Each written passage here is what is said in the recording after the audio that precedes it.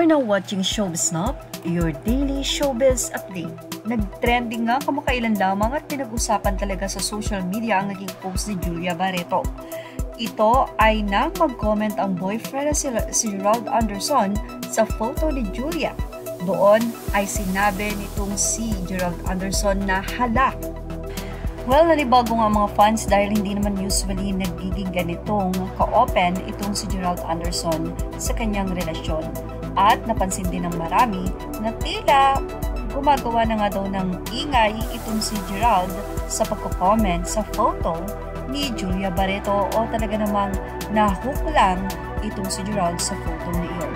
Samantala, narito naman ang naging reaction mga netizen. Ilang netizen ang nagsabi na nag-matured at ang laki daw talaga ng immature ni Julia. Sabi ng ilan, usually daw pag nagiging girlfriend ni Gerald Anderson ay nagmamature ang itsura. Well, narito po ang kanilang naging komento. Mula sa article ng Fashion Police. Narito mga anonymous commentator.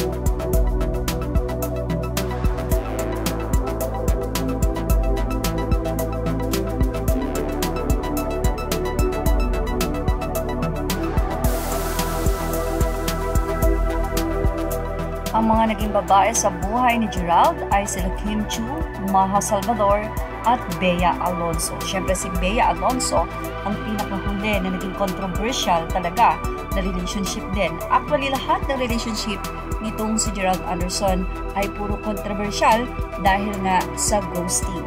Anyway, isa rin si Sarah Geronimo sa niligawan nitong si Gerald pero hindi na-pursue dahil na rin sa pangingialam ni Mami Divine. But anyway, ang lahat po ngayon ay nasa maayos na. Maha is in good relationship. Ganon din naman si Kim Chiu. At si Sarah Geronimo ay kasal na. Especially ngayon, si Bea Alonso na talaga namang namamayagpag ang career, pati ang love life, talaga namang sinusubaybayan ng maraming fans. At ano ang masasabi nyo sa say ng netizen na lahat nga daw ng nagiging girlfriend nitong si Gerald ay nagmamatured? Ibig sabihin ba nito, problematic ang girlfriend sa kanya? Yan ang ating Showbiz Now update. Images are all credit to the rightful owners and thank you for watching Showbiz Now.